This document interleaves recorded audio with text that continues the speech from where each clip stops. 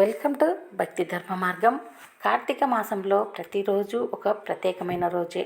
అలాగే కార్తీక మాసంలో స్నానానికి దీపానికి ఎంతో విశేషం ఉంది. అలాగే స్నానం దీపం విశిష్టత తెలిపిన పోలీ పాడ్యమి ఎప్పుడు జరుపుకోవాలి? డిసెంబర్ నెలలో 12 లేక 13 కార్తీక అమావాస్య మరుసటి రోజు పోలీ పాడ్యమి. మార్గశిర పాడ్యమిని పోలీ పాడ్యమి అని పిలుస్తారు. నెల రోజులు నియమ నిష్టలతో స్నానాలు దీపాలు చేసిన కార్తీక మాసంలో పోలీ పాడ్యమి ఏ రోజు జరుపుకోవాలో ఈ వీడియోలో తెలుసుకుందాం. దానికంటే ముందు మేము చేసే వీడియోస్ మీకు నోటిఫికేషన్ రావాలంటే సబ్స్క్రైబ్ చేసి పక్కనే ఉన్న బెల్ బటన్లో ఆల్ ఆప్షన్ ప్రెస్ చేయండి. డిసెంబర్ 12 కార్తీక అమావాస్య వచ్చింది. అలాగే డిసెంబర్ 13 పోలీ పాడ్యమి అంటారు. ఈరోజు కార్తీక మాసం ముగింపు, మార్గశిర మాసం కార్తీక మాసం నెల రోజులు నియమనిష్టలతో చేసేవారు. కార్తీక అమావాస్య మర్నాడు మార్గశిర మాసం మొదటి రోజు పాడ్యమి రోజున దీపాలు వెలిగిస్తారు. దీన్నే పోలీ పాడ్యమి అంటారు. ఆ రోజుతో కార్తీక మాసం పూర్తి అవుతుంది. ఈ రోజునే పోలీ పాడ్యమి లేదా పోలీ స్వర్గం అంటారు. కార్తీక మాసంలో నెల రోజులు దీపాలు వెలిగిస్తారు. అయితే నెల రోజుల్లో చివరి రోజైన మార్గశుద్ధ పాడ్యమి రోజు దీపాలను అరటి తొప్పలో పెట్టి నదుల్లో వదులుతారు. అలా నదుల్లో లేదా చెరువుల్లో బావుల్లో దీపాలు వదిలిన రోజే పోలీ స్వర్గం అని పిలుస్తారు. అయితే ఈసారి అమావాస్య సోమవారం వచ్చింది కాబట్టి మంగళవారం రోజు పోలీ పాడ్యమి జరుపుకోవాలి. కార్తీక మాసం చివరి రోజైన మార్గశిర మాసం మొదటి రోజైన పాడ్యమికి ఎంతో విశిష్టత ఉంది. నెల రోజులు స్నానాలు దీపాలు వెలిగించలేని వారైనా ఈ రోజు అరటి తుప్పల్లో దీపాలు పెట్టి నదుల్లో వదిలితే వారికి పుణ్యం కలుగుతుంది. అందుకే కార్తీక మాసం స్నానం చేయలేని వారైనా ఈరోజు పూజ చేస్తే చాలు. ఈసారి పాడ్యమి మంగళవారం రావడంతో దీపాలు ఎప్పుడు వెలిగించాలి అన్న సందిగ్ధంలో ఉన్నారు. అయితే ఈ పోలీ దీపాలు మంగళవారం తెల్లవారుజామునే వెలిగించడం మంచిదని పండితులు చెబుతున్నారు. పోలీ పాడ్యమి ఎంతో విశేషమైన పాడ్యమి. ఈరోజు నదీ స్నానం లేదా దేవుడి ముందు దీపం, ఇలాగే 365 ఒత్తుల దీపమైనా వెలిగించవచ్చు. లేదా నెల రోజులు పూజ చేయలేని వాళ్ళు 30 ఒత్తులైనా వేసి దీపం వెలిగిస్తే పోలీ స్వర్గానికి వెళ్ళినంత పుణ్యం లభిస్తుంది. మార్గశుద్ధ పాడ్యమి రోజు స్త్రీలు వేకువజామునే నిద్రలేచి నది స్నానాలు ఆచరించి ఆ నదిలో ఆవు నెయ్యితో దీపాలను వెలిగించి అరటి తొప్పలో దీపాలు పెట్టి నదుల్లో వదులుతారు. అదేవిధంగా ఆ నది మాతకు పసుపు కుంకుమ పూలు పెట్టి పూజిస్తారు. నీళ్ళల్లో అవన్నీ వేసి వదులుతారు. పోలీ దీపాన్ని నీటిలో వదిలిన తర్వాత 3 సార్లు నమస్కరించి 3 సార్లు ఆ దీపాన్ని ముందుకు తోస్తూ నమస్కారం చేసుకొని పోలీ కథను వినాలి లేదా చదవండి. పురాణాల ప్రకారం పోలీ అనే మహిళ ఉండేది. ఆ మహిళ కార్తీక మాసం దీపారాధన చేయకుండా ఉండటానికి పోలీని దీపారాధన చేయనీయకుండా జాగ్రత్త పడింది. అలాగే దీపారాధన చేసే సామాగ్రిని తన అత్త కుటిల బుద్ధితో సామాగ్రిని దాచి ఉంచి తను మాత్రం గుడికి వెళ్ళి స్నానాలు చేసి దీపాలు పెట్టి వచ్చేది. కార్తీక మాసం నెల రోజులు పోలీ అత్త అలాగే దీపారాధన చేయనీయకుండా దీప సామాగ్రిని దాచిపెట్టి తను మాత్రం స్నానం చేసి దీపం వెలిగించి వచ్చేది. కానీ పోలీ మాత్రం చెట్టు నుంచి పత్తిని తీసుకొని ఒత్తులు తయారు చేసుకునేది. అత్త తోడికోడళ్ళు కలిసి గుడికి వెళ్ళిన తర్వాత తాను కూడా ఇంట్లోనే స్నానం చేసేది. తను మజ్జిగ చిలికిన కవ్వానికి వెన్న ఉంటే ఈ చేసిన పత్తి ఒత్తులకు ఆ వెన్న తీసుకొని పూసేది.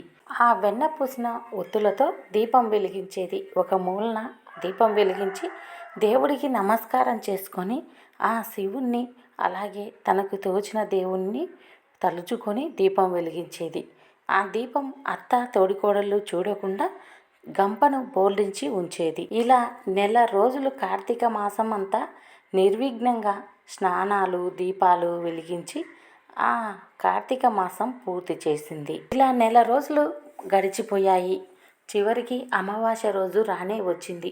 అమావాస్య రోజు కూడా పోలీకి దీపాలు వెలిగించే అవకాశం లేకుండా ఇంటి పనులన్నీ తనకు చెప్పి అత్త తోడికోడళ్ళతో సహా గుడికి వెళ్ళిపోయి తోడికోడళ్ళు అత్త కలిసి గుడికి వెళ్ళిన తర్వాత ఈరోజు కూడా పోలి యథావిధిగా ఇంటి పనులన్నీ ముగించుకొని కార్తీక స్నానం చేసి దీపాలను వెలిగించింది. పోలి ఎన్ని కష్టాలు వచ్చినా, ఎన్ని అవాంతరాలు ఎదురైనా తను మాత్రం దీపాలు వెలిగించడం మానుకోలేదు. అలా దేవుడికి దీపాలు వెలిగించి దేవుని పోలి భక్తిని చూసి, నిష్కలమైన మనసును చూసి, ఏ కోరిక లేకుండా తను నెల రోజులు కార్తీక మాసం అంతా స్నానాలు దీపం చేసి, ఆ దీపం ఎవరికీ కనిపించకుండా తను భక్తిపూర్వకంగా చేసిన దీపానికి దేవుళ్ళు సంతోషించారు. పోలి పడే కష్టాలను చూసి బాధపడి ఇక పోలికి స్వర్గప్రాప్తి కలగాలి, స్వర్గలోకానికి తీసుకురండి అని దేవదూతలను పంపిస్తారు. పోలి దగ్గరికి దేవదూతలు వస్తారు. వారిని చూసిన పోలి పట్టించుకోకుండా తన పనుల్లో నిమగ్నం ఉంటుంది. మాత నమస్కారం అని దేవదూతలు పిలుస్తారు. ఎవరు మీరు? నేనెప్పుడు మిమ్మల్ని చూడలేదు, ఇక్కడికి ఎందుకోసం వచ్చారు అని ప్రశ్నిస్తుంది పోలి. దాంతో ఆ దేవదూతలు ఇలా అంటారు, మాత నెల రోజులు నువ్వు చేసిన స్నానం దీపం, అందులోనూ కార్తీక మాసంలో ఎవరైతే నెల రోజులు స్నానం చేసి దీపం వెలిగిస్తారో 7 జన్మల పాపాలన్నీ పోయి పుణ్యం లభిస్తుంది. అలాంటిదే తల్లి నీకు కలిగింది. ఈ కార్తీక మాసంలో నెల రోజులు నువ్వు చేసిన స్నానం దీపారాధన చూసి ఆ దేవుళ్ళ సైతం నిన్ను మెచ్చుకున్నారు, నిన్ను చూసి సంబరపడ్డారు. అందుకే ఈ భూలోకంలో నువ్వు పడే కష్టాలు చూసి అక్కడ దేవతలు సైతం బాధపడుతున్నారు తల్లి. మేము నిన్ను స్వర్గానికి తీసుకువెళ్ళటానికి వచ్చాము, రమ్ము, మాతో పాటి స్వర్గలోకానికి రమ్ము అని పిలుస్తారు. వెంటనే పోలి సంతోషిస్తుంది. ఏంటి, నా లాంటి దానికోసం దేవతలు స్వర్గాన్నించి దేవదూతలు పంపించారా? నాకు స్వర్గప్రాప్తి కలుగుతుందా?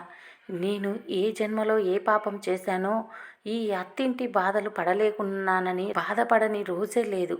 అయినా నా అత్తే కదా, నా తోడికోడళ్ళే కదా అని సంతోషంగా అన్ని పనులు చేస్తూ ఈ కార్తీక మాసం నిర్విఘ్నంగా పూర్తి చేసినందుకు నాకు ఎంత ఫలితం లభించిందా అని సంతోషించి దేవతలతో కలిసి స్వర్గానికి బయలుదేరుతుంది.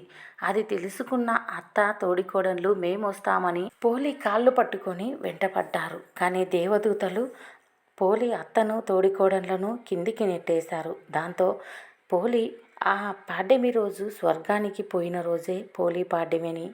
అందుకోసమే శుద్ధ పాడ్యమి రోజున పోలి స్వర్గం అనే పండుగను జరుపుకుంటారు. ఈరోజు ఎవరైతే 30 ఒత్తులను వెలిగించి నీటిలో వదులుతారో వారికి ఈ నెల మొత్తం దీపారాధన చేసిన పుణ్యఫలం ప్రాప్తిస్తుందని ప్రగాఢ విశ్వాసం, పురాణాలు కూడా చెబుతున్నాయి. ఈరోజు ఖచ్చితంగా ప్రతి ఒక్కరూ నెల రోజులు చేసిన దీపారాధన చేయాలి. నదులు, కాలువలు అందుబాటులో లేని వారు ఒక గిన్నెలో నీటిని పోసి తులసి కోట ముందు దీపాలు వెలిగించి కోట ముందు గిన్నెలో లేదా టబ్బులో నీరు పోసి గంగాదేవికి నమస్కారం చేసి మీరు చేసిన ఆ 30 ఒత్తుల దీపం నీటిలో వదలాలి.